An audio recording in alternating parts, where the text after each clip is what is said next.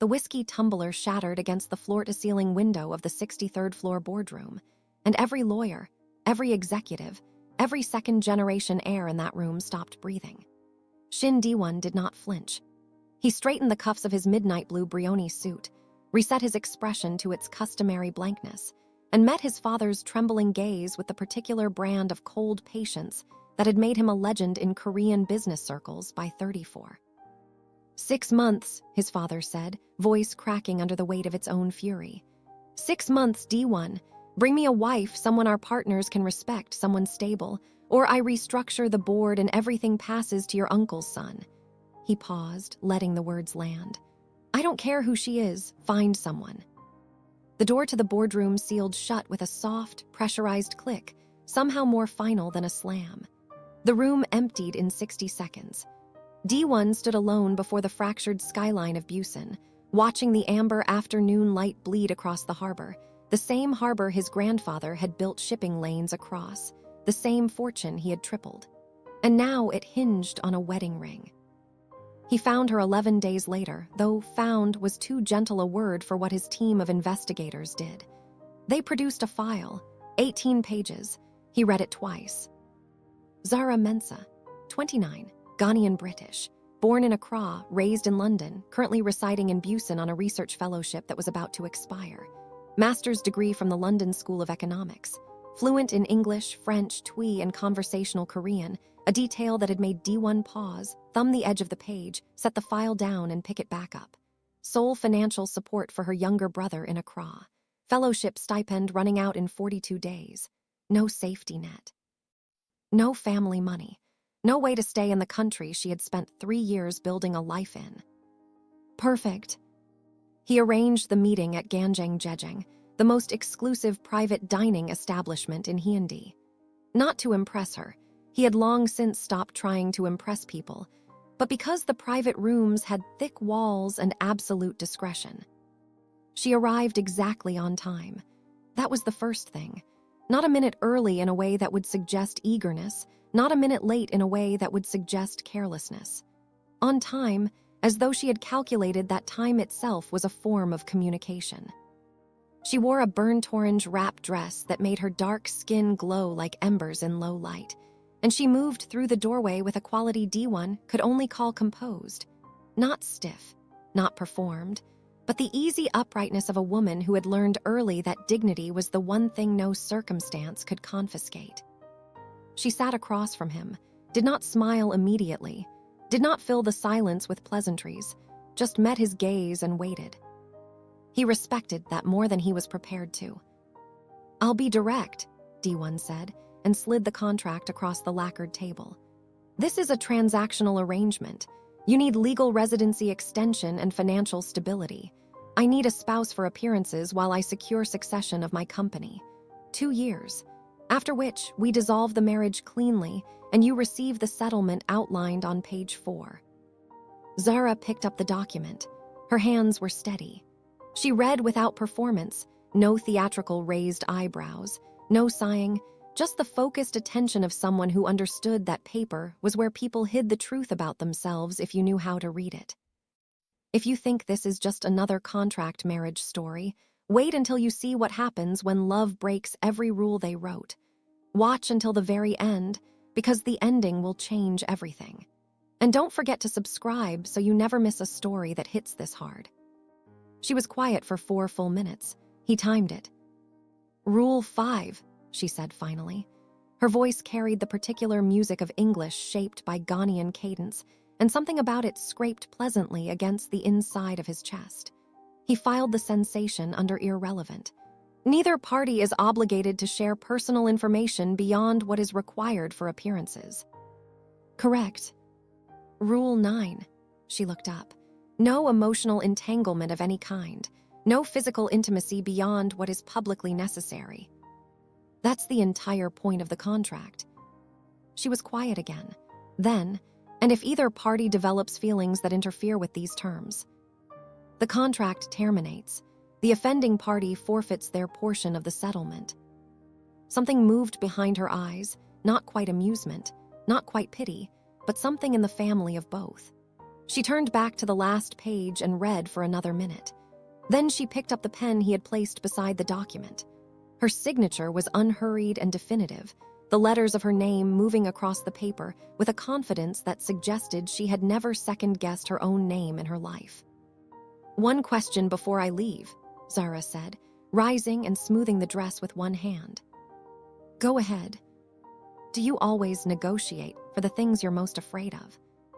He had no answer for that. She seemed to know it because she left without waiting for one. Her heels were quiet on the wooden floor, and somehow that restraint, the deliberate softness of her exit, stayed with him longer than noise would have. The wedding was small, intentional, and architecturally perfect. His mother cried out of what Dae-won suspected was relief rather than sentiment. His grandmother studied Zara for 3 full minutes over the ceremonial table, the kind of examination that had broken other women, and Zara held it without flinching, a slight smile at the corner of her mouth, as if she found the whole assessment reasonable. Zara wore ivory, not white ivory, the color of old things that had survived. She said her vows in a clear, unhurried voice, as if reading a well-researched paper she fully believed in. When the officiant instructed them to kiss, she turned to him with an expression of such polite neutrality that Dae-won felt a strange urge to say something that would crack it. He didn't. He kissed her with equivalent neutrality, and they both turned back to the room as though nothing of consequence had occurred. At the reception, she moved through his world as if she had been briefed on its architecture. She remembered names. She asked intelligent follow-up questions. She laughed at exactly the right moments, not too freely, not too carefully. His grandmother, a woman who had weathered 3 presidents and 2 economic crises and expressed approval of approximately 4 people in her life, pulled Dae-won aside near the end of the evening. "This one," she said in Korean, touching his sleeve, "has substance. She's a business arrangement, Halmoni." His grandmother looked at him with the expression she reserved for when he said something that disappointed her intelligence. "Everything starts as something else," she said, and returned to her table. They moved into his residence in Hyundai, a penthouse that occupied the top 2 floors of a building designed by a Norwegian architect, all clean lines and floor-to-ceiling glass facing the sea. He showed her to the east wing, 3 rooms, a private terrace, a closet that had been stocked according to the sizes she had reluctantly provided. "Your space," he said. "I won't enter without prior notification. The household manager will coordinate your schedule with mine for any required appearances. There is a car and driver at your disposal. The details are on the notepad by the kitchen. Credit accounts have been activated." Zara moved through the rooms slowly, trailing one hand along surfaces the way people do when they are trying to understand a place through touch rather than sight. She stopped at the terrace door, looking out at the sea, the evening light turning everything soft and copper. "What do you want from me exactly?" she asked without turning. "Not the contract, that I've read. What do you actually want?" "Compliance, discretion, the performance of a functional marriage for 2 years." "The performance," she repeated softly, as if testing the word's weight. "Right." She turned from the window then, and her expression was unreadable in the way of someone who has decided to keep their assessments to themselves. "Dinner together when appearances require it. Otherwise, we live separately." "Yes." "Then this should be very manageable." She said it without sarcasm. That was somehow worse than sarcasm would have been. She moved past him toward the interior rooms. "Good night, Mr. Shin." "It's Dae-won. We're married." She paused at the doorway. "Are we?" she asked, and disappeared without waiting for his answer. The first 2 weeks passed in the careful architecture of non-overlap. They drank coffee at different hours. They ate at different times. They crossed paths in hallways and exchanged good mornings with the practiced pleasantness of colleagues who liked each other well enough and shared nothing. Dae-won told himself it was exactly what he had designed. He told himself this with increasing frequency, which should have been a warning. The first event was the Busan International Film Forum Gala. His company was a primary sponsor, which meant attendance was not optional, and his wife's presence was required. Zara emerged from the east wing in a gown the color of deep ocean at midnight, fitted, long-sleeved, high-necked, the kind of dress that communicated absolute confidence in a woman who needed no embellishment. The total effect was devastating in the way of natural phenomena rather than performance. "You look suitable," Dae-won said. "How generous," Zara replied. In the car, he briefed her on the guest list, the politics, the conversations to avoid. She listened with the focused, slightly dangerous attention of someone taking tactical inventory.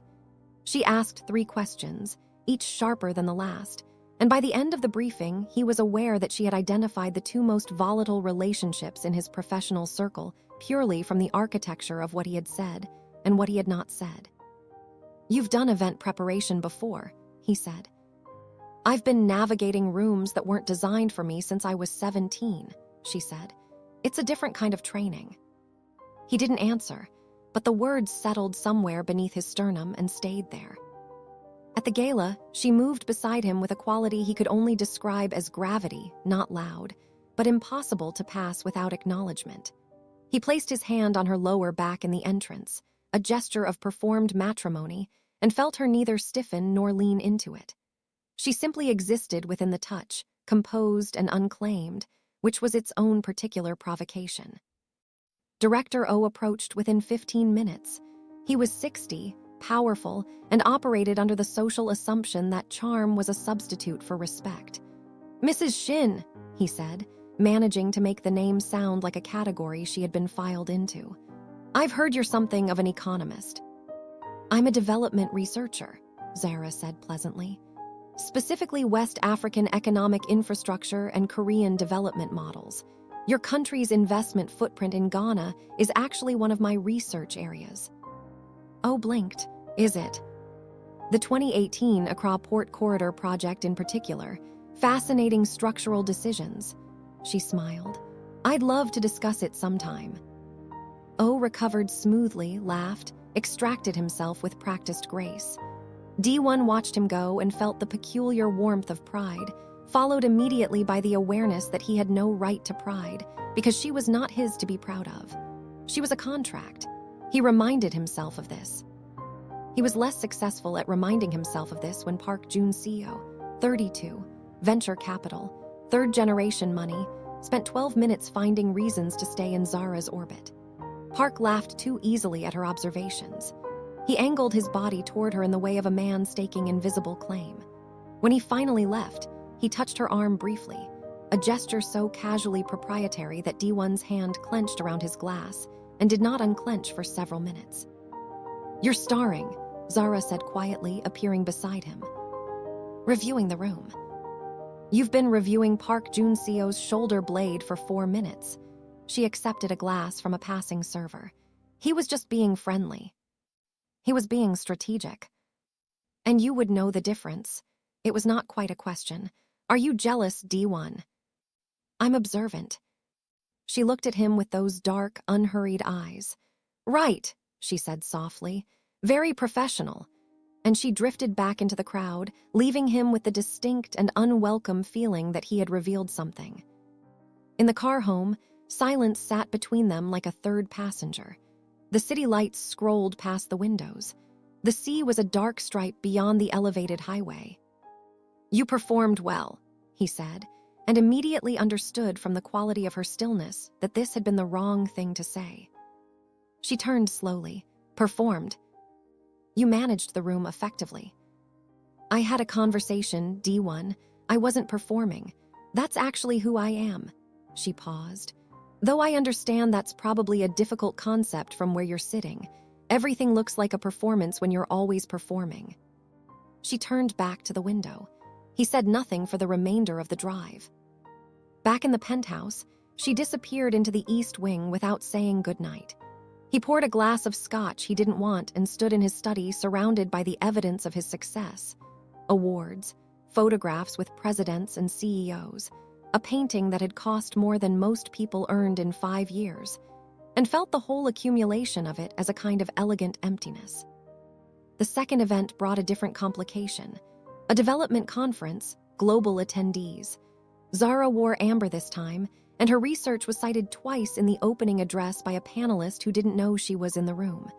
He watched her expression when this happened, a small, private flash of satisfaction, gone quickly, replaced by composure. He found himself wanting to see it again.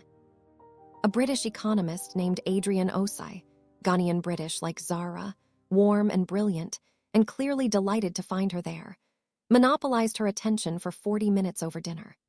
They talked in a mixture of English and Twi that moved too fast for Dae-won's Korean-trained ear, laughing at references he couldn't parse, inhabiting a shared cultural fluency that excluded him as completely as a locked room.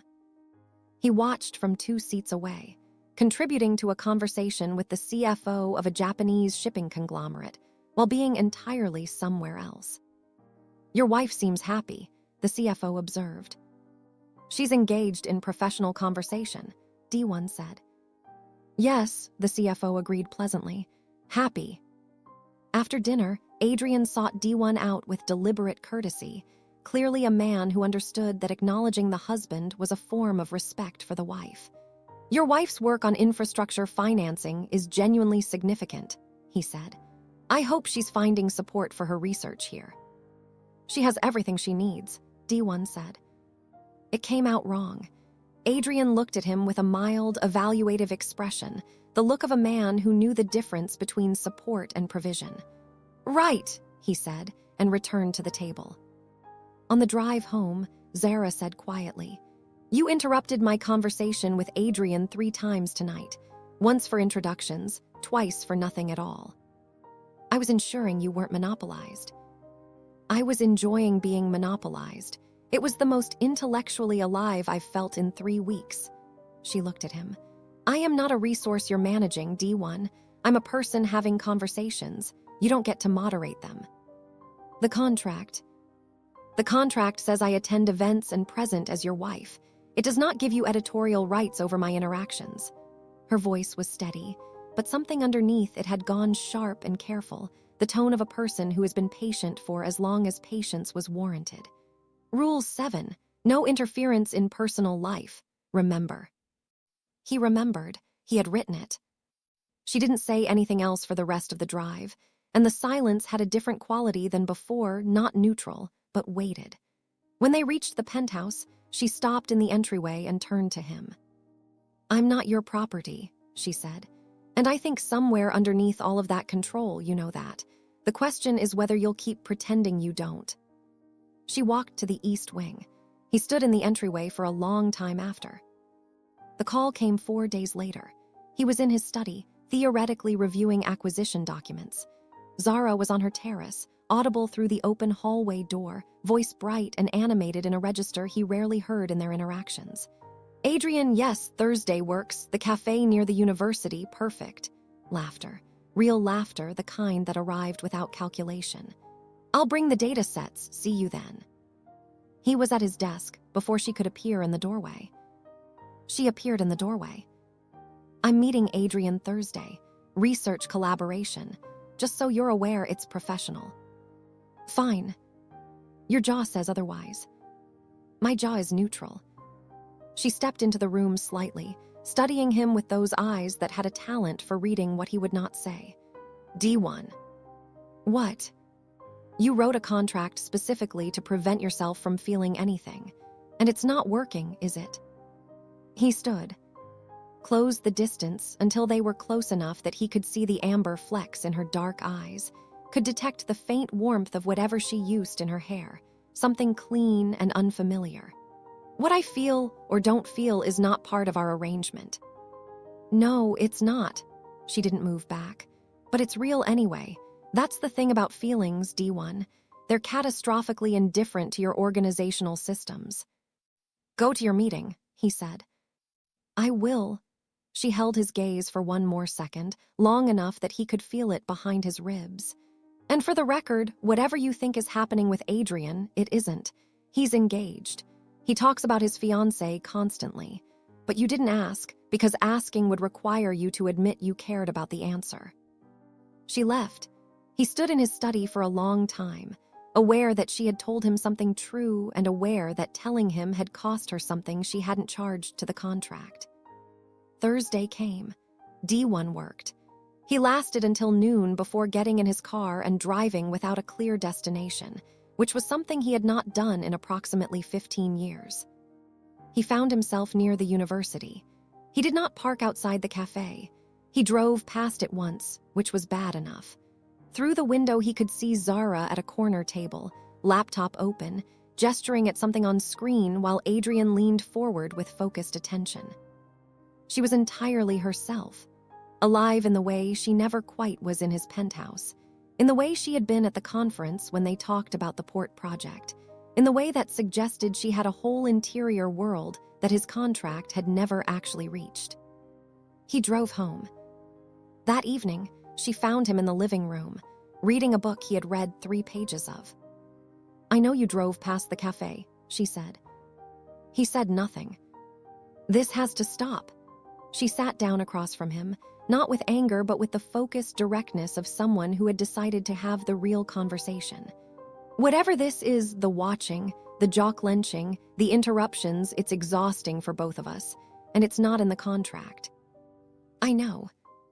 "Then why?" She paused, and when she spoke again, her voice had lost its sharp edge, replaced by something that was almost gentle and somehow harder to bear. "Is it control? Do you need to manage everything in your environment, including me? Or is it something else?" "Something else," he said, before he had decided to say it. She was quiet for a moment, then, "Say it properly." "I don't," he stopped, tried again. "I notice when other men look at you. I noticed Park at the gala, and I watched the conference dinner from 2 seats away feeling like something was being taken from me that I never actually had. And I drove past the cafe today like some kind of," he stopped again. "Like someone who cares," she said quietly. "Like someone who had no right to care, and did anyway." Silence moved through the room. The sea was audible through the terrace door, the sound of water doing the ancient, indifferent work of existing. "You know what's strange?" Zara said. "I've been here 6 weeks. We've had maybe 10 real conversations. And I notice things about you too. The way you go to the terrace at exactly 11 at night. The way you read industry reports like they might contain something personal if you look hard enough. The way you give orders in meetings but actually listen when people push back. I notice, even when I'm trying not to." He looked at her. "That's not what we agreed to," she continued, but her voice was quieter now. "And I don't know what to do with it either, so I'm not going to pretend this is simple. I'm just telling you, whatever this is, we need to be honest about it, because pretending it isn't there is making us both behave badly." "What are you suggesting?" "I'm not suggesting anything. I'm saying that we are 2 people with a contract and an inconvenient reality, and the contract doesn't have a clause for that." He studied her face in the lamplight, the clean line of her jaw, the set of her mouth that was not hard but not soft either, somewhere precisely between fortification and invitation. "What if we tried?" he said. "Tried what?" "Being honest, within the terms, allowing that we are more than the contract assumed we'd be." She was quiet for a long time. The sea moved outside. "I would need you to understand something first," she said. "I grew up moving between worlds that both claimed me partially, Accra and London, African and British, never entirely belonging to either. I have spent a significant portion of my adult life building myself into something that couldn't be halved. I will not be someone's possession, D1. Not for 2 years, not for 2 weeks, if you can't understand that." "I understand it," he said. "You understand the concept," she said carefully. "I need you to live it. Those are different things." He had no answer for that either, but she didn't leave. She stayed in the living room, and they talked, haltingly, carefully, testing the architecture of honesty the way you test old floorboards, not sure which would hold. It was after midnight when she finally stood. "Good night, D1, she said. "Good night, Zara." She paused at the doorway. "For what it's worth," she said without turning, "I like the version of you that admits things. He's more interesting than the other one." She was gone before he could answer. Something shifted after that. Not quickly, not cleanly, nothing about them was clean, but perceptibly. He started coming home from the office before 10. Some evenings he found her on the living room floor with papers spread across the rug, her reading glasses perched slightly crooked, talking herself through data sets in murmured fragments of English and French. He would make tea without asking and leave a cup at the edge of her work radius, and she would glance up and nod, and they would coexist in the same space doing separate things, and it was the most peaceful Dae-won could remember feeling in years. She stopped retreating to the east wing immediately after dinner. He noticed. She noticed him noticing. Neither of them said anything about it. They began eating together, not by agreement, but by accumulation of evenings in which leaving the table felt like a loss neither wanted to absorb. She cooked twice, Ghanaian dishes that filled the penthouse with turmeric and fermented flavors, demanding to know where his housekeeper kept the dawa and the kontomire, making a chaos of his immaculate kitchen with a cheerful efficiency that was somehow both alarming and entirely right. He sat at the kitchen counter both times and watched her cook, and told himself he was simply present and not transfixed. He was definitely transfixed. "You're starring," she said without looking up from the pot. "I'm observing. You observe me a lot for someone who doesn't have feelings." "I observe everything. It's a professional habit."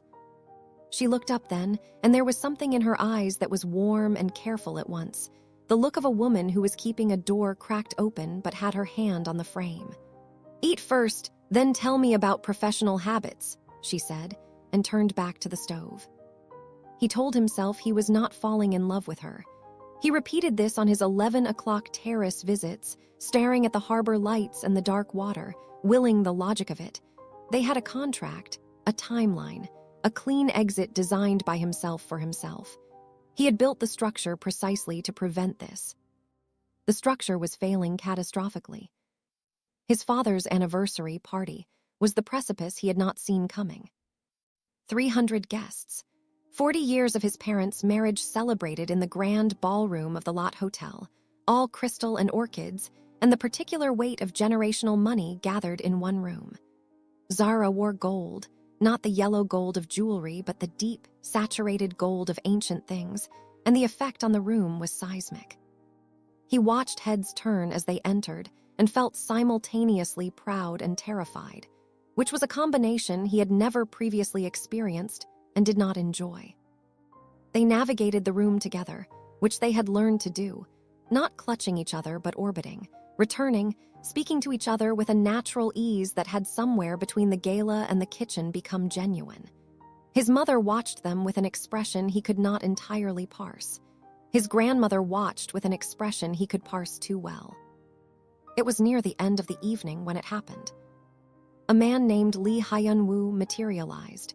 He was 40, self-made, the kind of man who had read enough self-improvement literature to know the precise calibration of charm and challenge that disarmed people. He had met Zara briefly at the conference. He had apparently thought about her since. "Dr. Mensah," he said, because he had done his research too. "I've been hopping to run into you again. Your work on port infrastructure is exactly what my foundation is trying to fund. I'd love to set up a formal meeting." "I'd be open to that," Zara said. "Wonderful, and please," he lowered his voice slightly, just enough to create an intimacy the surrounding crowd couldn't access. "I hope you'll let me make the pitch properly. Dinner, somewhere quiet, just the two of us. Your insights deserve a better setting than conference halls." The pause in the room, the specific loaded pause, lasted approximately 2 seconds. Then Dae-won said, "My wife's schedule is full through the end of next month. Our assistant can arrange something with your office for a formal meeting." Zara went still beside him, not the stillness of surprise, but the stillness of someone deciding how to respond to something inexcusable.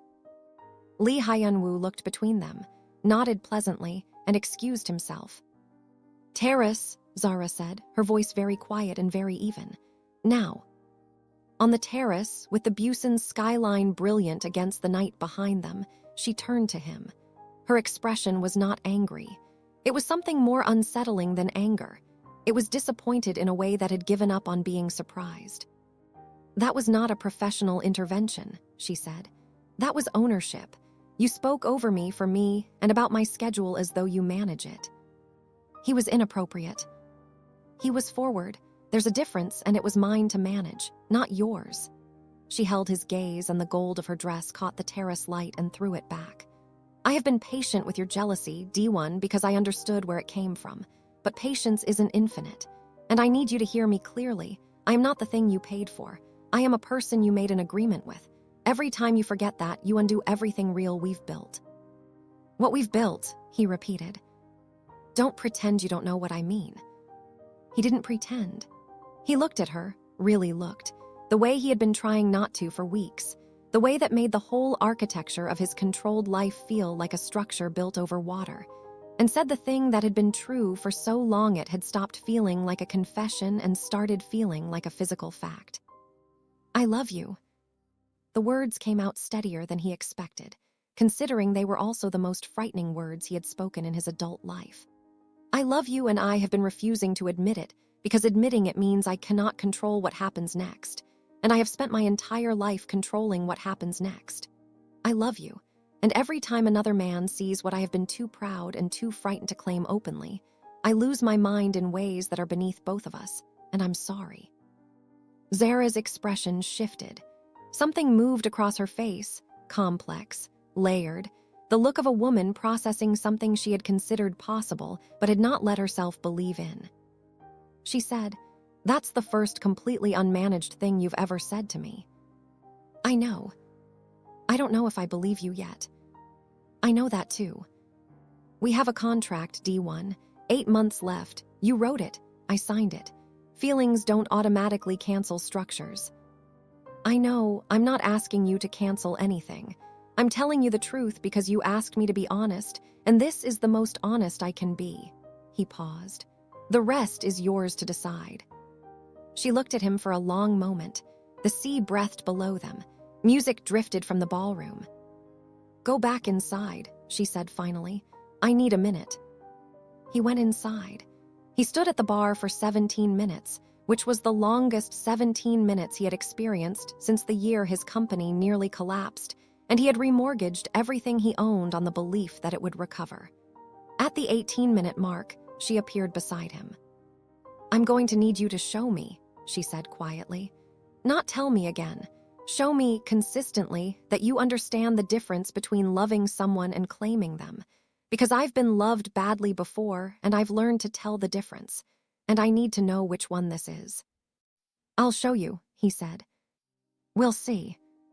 The weeks that followed were a different kind of difficulty, not the cold architecture of distance, but the harder, more honest work of proximity. He called his cousin, who was a therapist in Seoul, and made appointments twice a week, and when Zara asked about it, he told her directly. She looked at him for a long moment and then said good, in a way that carried the weight of everything she hadn't said yet. He learned to ask rather than decide. He learned to say, what do you think, and mean it, to sit with her answer even when it complicated his own position. He was bad at it for weeks. He caught himself defaulting to management mode in conversations and had to consciously back out of it, apologize, start again. She watched this process with patience that had a new quality to it, not the patience of waiting for something to end, but the patience of watching something grow. She began to reach toward him too. Not dramatically. Zara was not dramatic by nature, but in accumulations.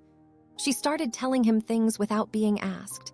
About her research, her family in Accra, the particular loneliness of being brilliant in a room that wasn't sure whether to be impressed or threatened by you. She told him once, late at night on the terrace, about the day she arrived in Korea with 3 suitcases and a fellowship letter, and stood in the Gimhae Airport arrivals hall and felt the specific, clarifying terror of having no safety net under anything. Why Korea? He asked. Because it was impossible, she said, and impossible things were the only ones that interested me. She looked at him sideways. A habit I apparently haven't broken. He kept showing up. Some evenings, when her video calls ran long and her dinner went cold, he reheated it and left it on the counter without comment. When she presented her research at a university forum, and 3 faculty members questioned her methodology in a manner that had more to do with her accent than her data, he sat in the 3rd row and did not intervene, because she had asked him not to. and watched her dismantle each objection with the precise and devastating intelligence that had been making rooms uncomfortable since she was 22. Afterward, walking to the car, he said, "You were extraordinary." "I was right," she corrected, but she was smiling. "Also extraordinary." She took his hand, just briefly, just the length of a breath, before releasing it to open the car door. But it was real, and it was chosen, and it meant more than 100 contract obligations. His father's end-of-year review dinner brought it all to the surface. His father, who had spent 8 months studying Zara with the assessment of a man reviewing a major acquisition, pulled Dae-won aside near the end of the evening. "I was wrong about one thing," his father said, swirling his glass. "What was that?" "I said I didn't care who you brought home. I was wrong. It matters." He looked across the room to where Zara was talking with Dae-won's mother. The two of them bent over something on Zara's phone, his mother laughing. "The right person changes you. The wrong one just confirms you." He looked at his son. "She's changing you." "Yes," Dae-won said. "Good." His father nodded once, the way of a man who had said exactly as much as he intended to say. "Don't waste it." The contract expired on a Tuesday in February. Neither of them mentioned it the day before. Neither of them mentioned it the day of. Dae-won came home to find Zara on the living room floor with her papers and her crooked glasses, deep in something she was typing, and he made tea and left a cup at the edge of her work radius. And when she looked up, she said, "The contract ended today." And he said, "I know." And she said, "I'm not leaving."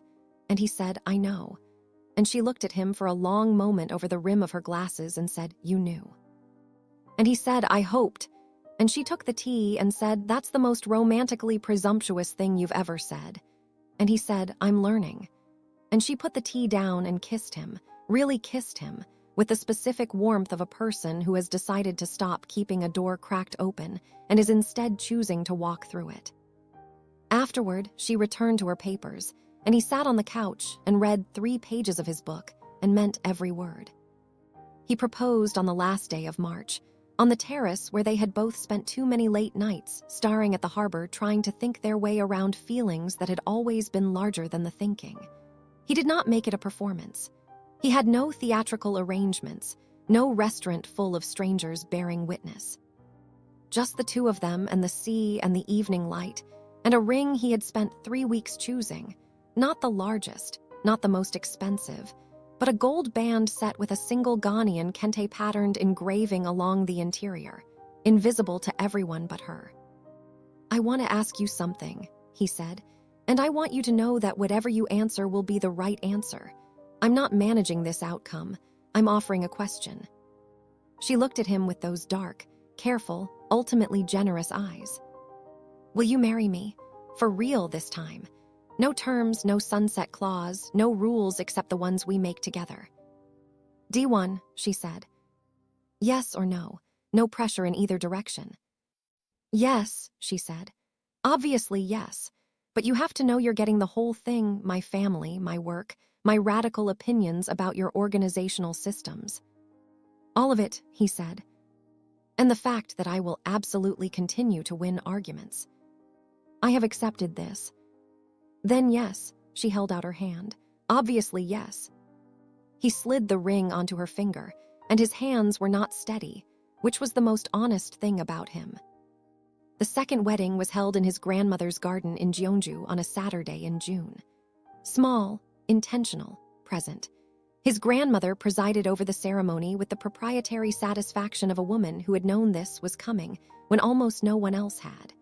Zara's brother flew from Accra, tall and watchful, and so clearly his sister's brother that Dae-won felt a painful, grateful affection for him at first sight.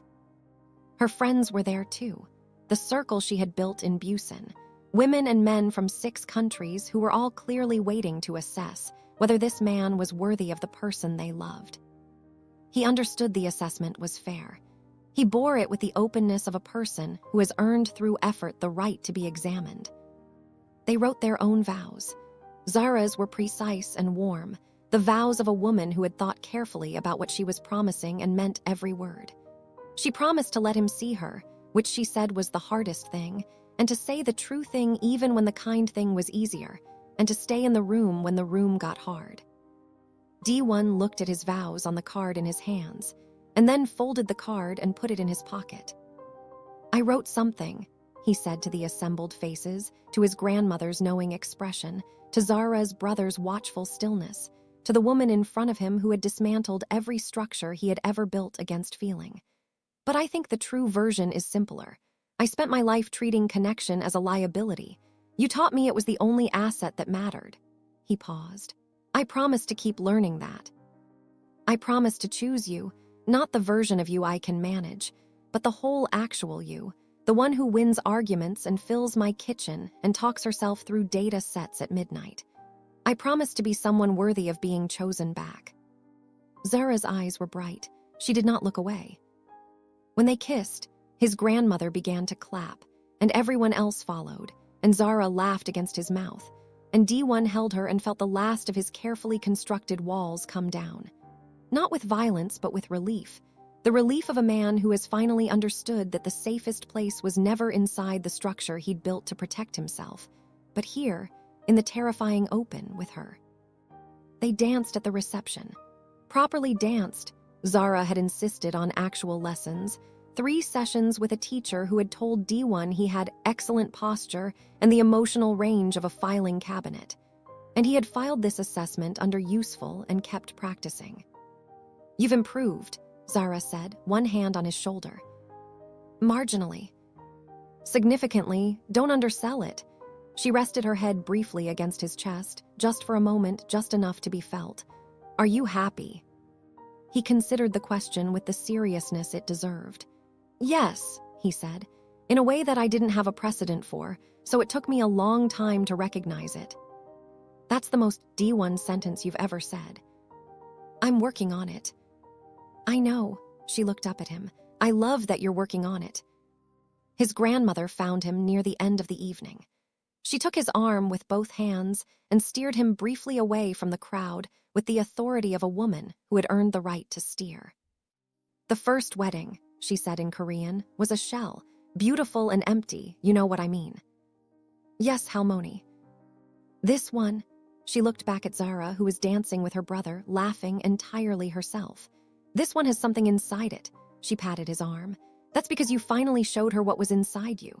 She looked up at him, and her eyes were sharp and 82 years old and full of something he might have called love if the word hadn't felt too small. "Your grandfather was also an idiot about feelings," she added. "He turned out acceptable. I have hope for you." She released him and returned to her table. Late that night, long after the guests had gone and the garden had returned to silence, Zara and Dae-won sat on the stone steps of his grandmother's house with their shoes off, and a bottle of makgeolli between them and the summer night warm and full of crickets above. "I was terrified of you," he said. "At the restaurant, when you signed without hesitating, I thought, this woman has decided something about me and she's not going to be wrong." "I had decided something," Zara said. "What?" "That you were the loneliest person I'd ever met." She leaned her head on his shoulder. "And that loneliness that organized was going to be very interesting to dismantle." "You were dismantling it the whole time." "We were dismantling it. That's the part you keep forgetting. You did the actual work, Dae-won. I just stayed in the room." Staying in the room was everything. She laced her fingers through his, and they sat in the garden of his grandmother's house while the night moved around them, and Dae-won thought about contracts.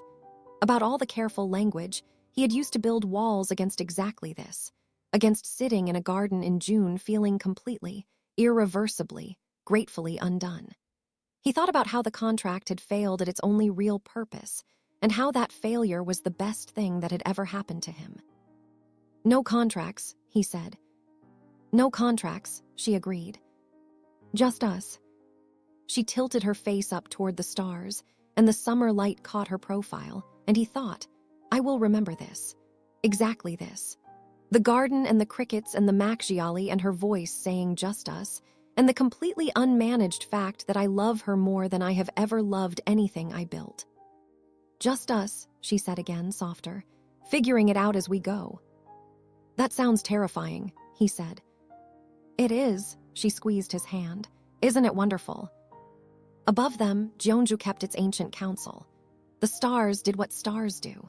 And two people who had started as strangers bound by paper stayed in the garden until the night turned gentle, choosing each other in the unhurried, uncontracted, real and ordinary way of people who have learned, the hard way, the only way, that the bravest thing a person can do is simply stay. 3 months into their real marriage, the world reminded them that love was not a fortress. It arrived without announcement, the way the most disrupting things do, not in a moment of crisis or confrontation, but on an ordinary Tuesday in the form of a magazine.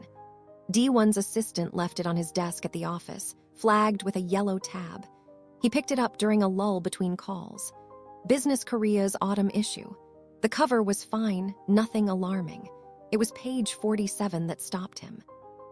A double-page feature. The new face of Korean corporate prestige. 5 couples. His marriage among them. The photograph had been taken at his father's anniversary party, himself and Zara mid-conversation under the ballroom chandelier, her gold dress catching the light like a second sun.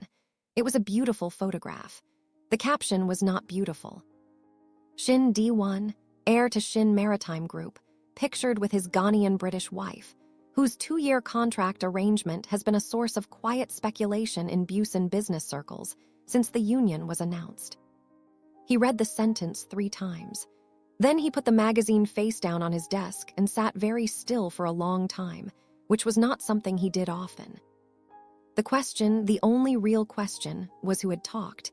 His investigators had been impeccable. The contract had been handled through a single law firm under non-disclosure. The guest list at the restaurant that night had been 0.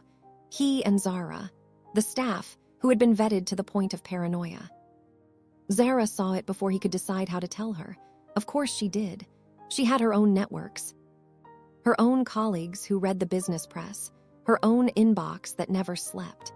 He came home that evening to find her at the kitchen counter with a cup of tea she wasn't drinking, the magazine open on the counter beside her, and her expression set in the particular careful stillness she wore when she was deciding how much of what she felt to let outside. "Before you say anything," he said. "I'm not angry at you," she said. Her voice was even. "I want you to know that first." "Zara, I'm angry at the situation. I'm angry that someone took something that was private and transactional and made it something people can print." She looked at him.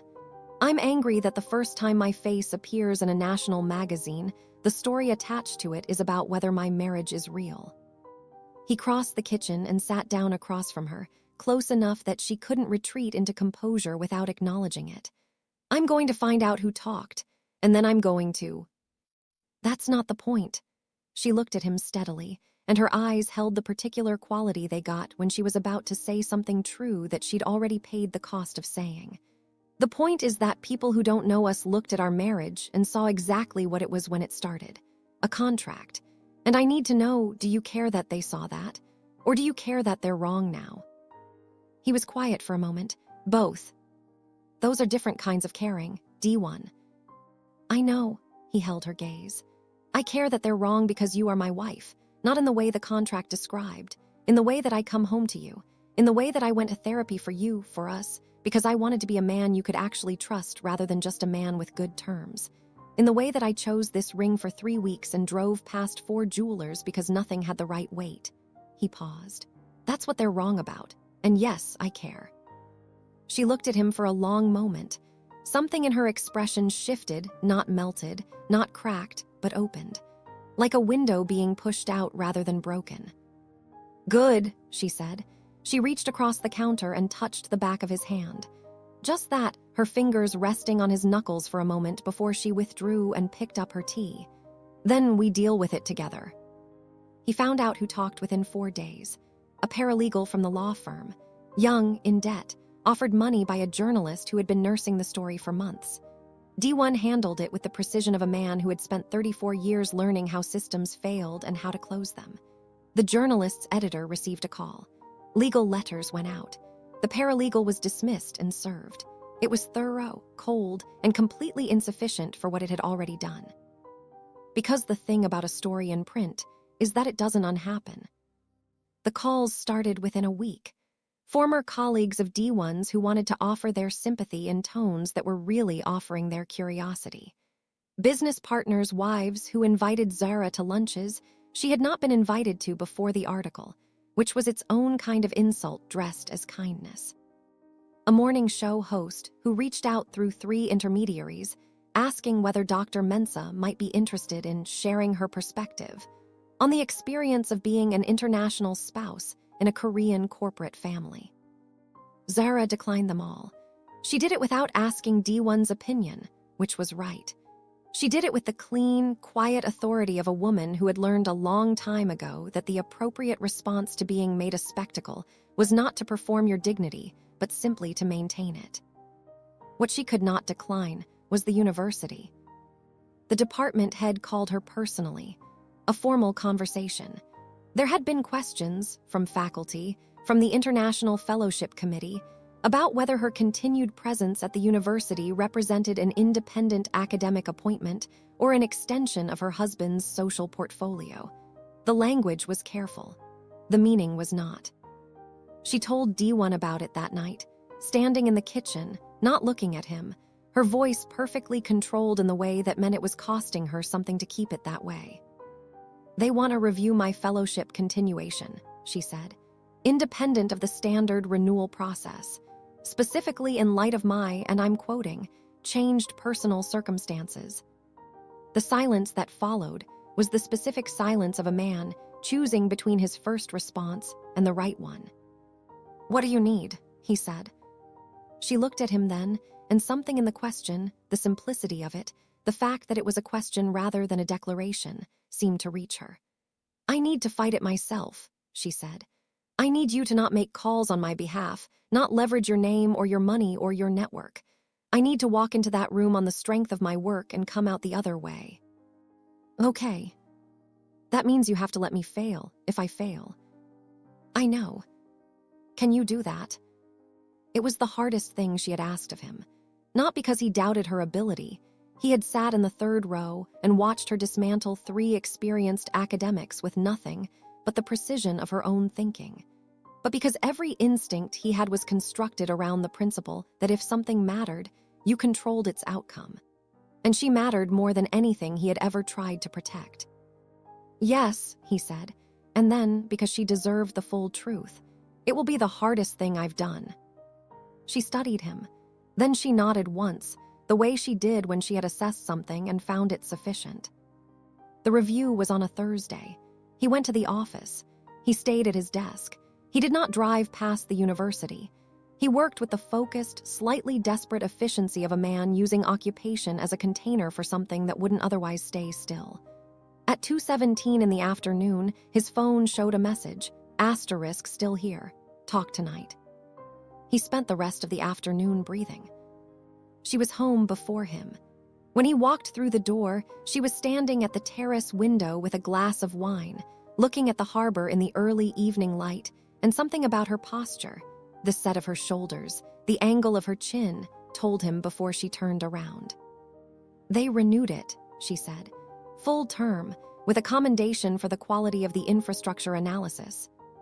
He crossed the room in 6 steps and held her.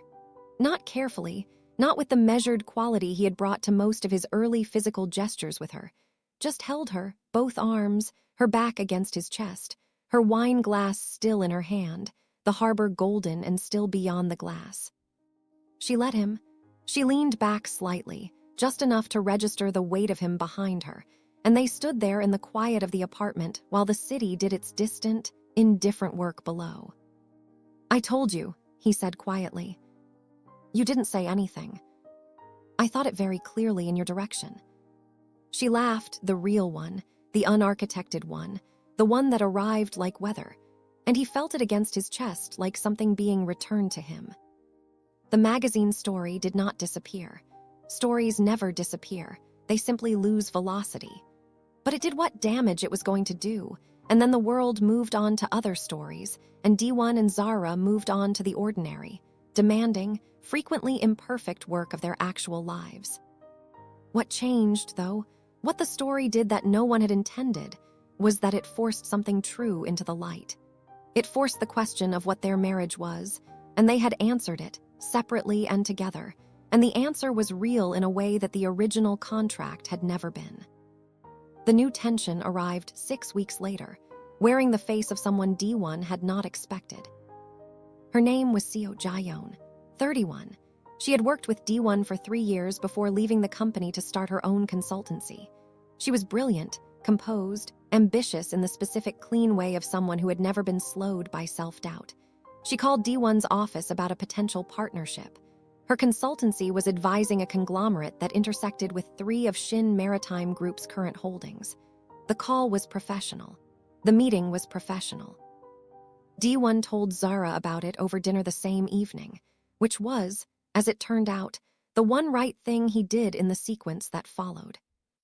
He did not tell her that Jae-yeon had lingered in the doorway of the conference room after the other attendees left and said, with the particular poise of a woman who had calculated every word, that she had always admired his focus, that she found his evolution, and she had used that word, evolution, as if she had been observing it, interesting.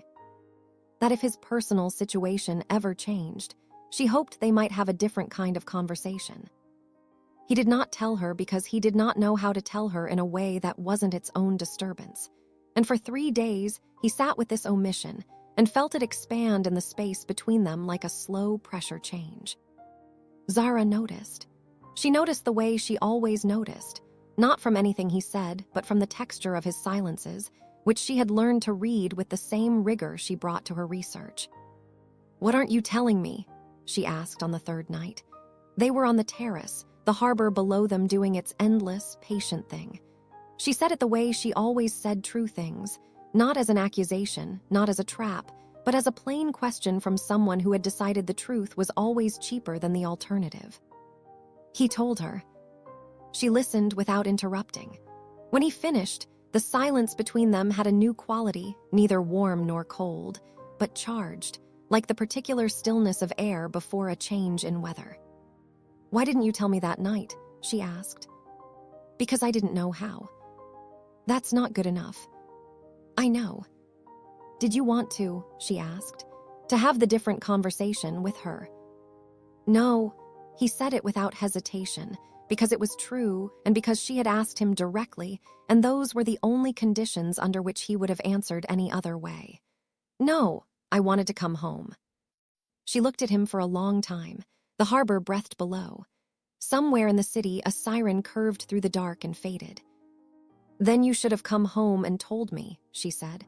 "Because the thing that frightens me isn't her. The thing that frightens me is you deciding what I can handle. You protecting me from information by withholding it.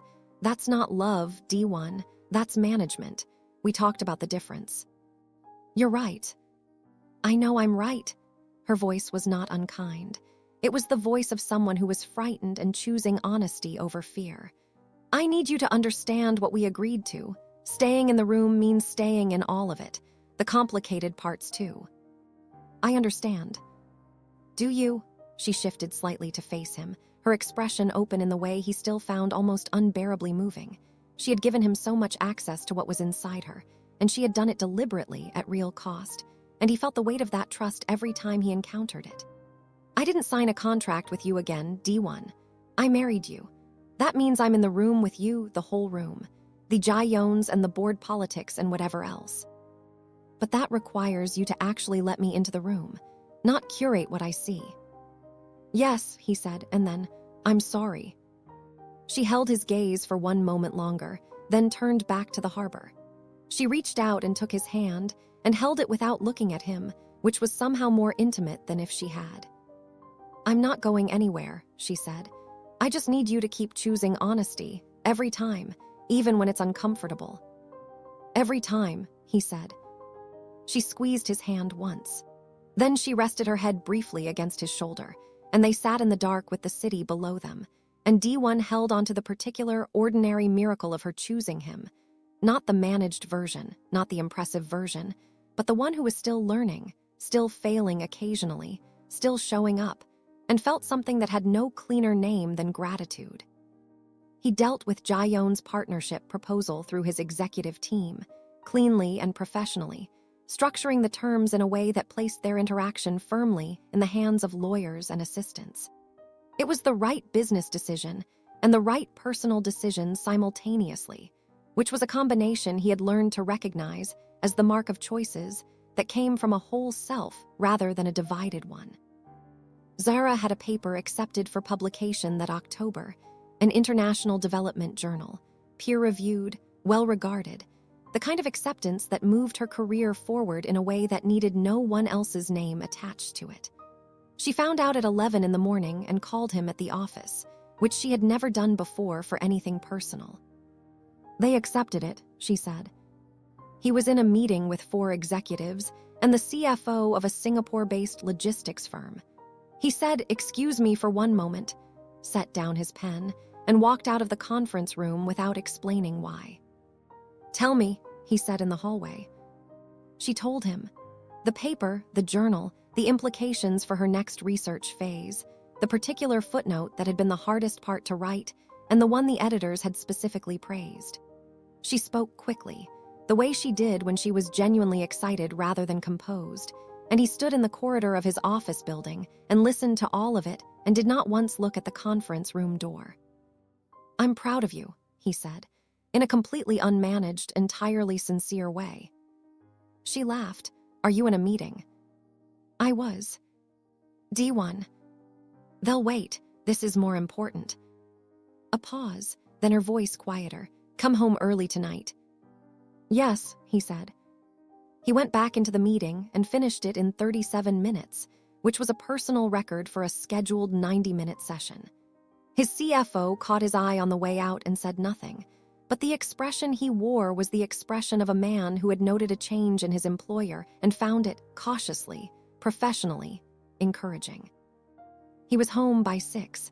She had cooked Kontamire stew, the whole kitchen warm with it, the smell that had become so thoroughly associated with safety and home that it struck him in the chest every time. She was at the stove when he came in, still in the clothes she'd worn to the university, her hair pulled back, and she turned when she heard him and her face did the thing it did now, the thing that had no earlier counterpart in his experience of her, the opening that was not vulnerability but its more evolved form, a chosen visibility. "You're early," she said. "You told me to come home early." "I said early, not 6 o'clock early." "I was motivated." She shook her head with a smile that she was not entirely succeeding in suppressing, and turned back to the stove. He set his jacket over the counter stool and went to stand beside her, close enough to look into the pot without getting in her way. "Smells like the first time you cooked," he said. "You stared at me that entire evening and called it observing." "I was observing. You were completely transfixed." "Also that." She looked up at him sideways, those amber-flecked eyes catching the kitchen light. He wanted, with a specificity that still surprised him given how thoroughly he had once believed himself immune to it, to tell her again. He told her regularly now, not as a confession, not as something that needed to be protected or managed, but simply because it was true and she deserved to hear true things from him. "I love you," he said, "for your paper and for your stew and for calling me in the middle of a meeting." "I didn't know you were in a meeting." "You knew." She stirred the pot. "I might have had some idea." "You definitely knew." "You deserve to be interrupted." She handed him the spoon.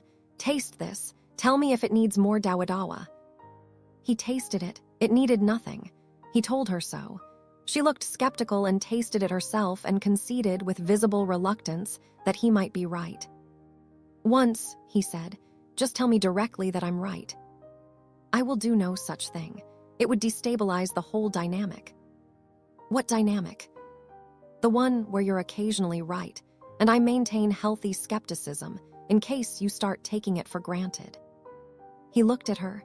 She was completely serious, which meant she was also entirely not serious, which was a quality he had spent months learning to navigate and had arrived, eventually, at simply loving. "Set the table," she said. "Yes," he said. He set the table. She brought the food. They ate in the comfortable, unperformed intimacy of people who have long since stopped needing to fill their silences with anything other than the occasional true thing. She told him about the paper's reviewers, the comments they had made, the revision she had been asked for that turned out to make the argument stronger. He told her about the Singapore meeting and the one small thing that had gone wrong in it, and the one thing that had gone right that he hadn't anticipated. They moved back and forth in the conversation the way they had learned to, with attention, without competition, the way of people who are genuinely curious about each other's days and have been long enough to have earned that curiosity. After dinner, they went to the terrace. The harbor was dark and lit, ships moving at the edge of visibility, the skyline throwing its light against the clouds. They stood at the railing in the October cool, her shoulder against his arm, and the city was as it always was, enormous, indifferent, and somehow entirely beside the point. "I was thinking," Zara said. "About. The fellowship ends properly in March. The paper opens some possibilities. Cambridge has a position, so does Seoul National." He waited. "I wanted to ask what you thought," she said, "before I decided." He understood the weight of that sentence. She was not asking permission. She was not asking him to decide. She was asking to think together, the specific, hard-won trust of a woman who had built herself into something that couldn't be halved, now choosing, voluntarily, to build it together with someone else. "What do you want?" he asked. "Seoul," she said, without hesitation. "But I wanted to say it to you first before I said it anywhere else." "Then Seoul," he said. She was quiet for a moment. Then she turned her face up toward the sky the way she did when she was feeling something she hadn't yet put into language, an old gesture he had catalogued and loved and never commented on, because some things were better witnessed than named. "We're going to be okay," she said. It was not a question, but it was not entirely a statement either. It was the particular thing that people who love each other say when the love is real enough to be sometimes frightening. A small testing of the bridge's weight. "Yes," he said, with the whole of himself, the unmanaged, unarchitected, completely ungoverned whole. "We are." She leaned into him, and he put his arm around her, and the night was cold and bright and entirely sufficient, and below them the harbor did what harbors do, received everything, retained the shape of nothing, moved on. Above them, the Busan sky held its stars with the impersonal generosity of something that had been doing this far longer than either of them, and would go on doing it long after. And in the space between those stars and the city lights, two people who had once signed their names on a document designed to keep them from exactly this stood on a terrace above the sea and chose each other again. The way you choose something every day, quietly, without ceremony, in the accumulated weight of 10,000 ordinary moments that turn out, in the end, to be the only real contract there is.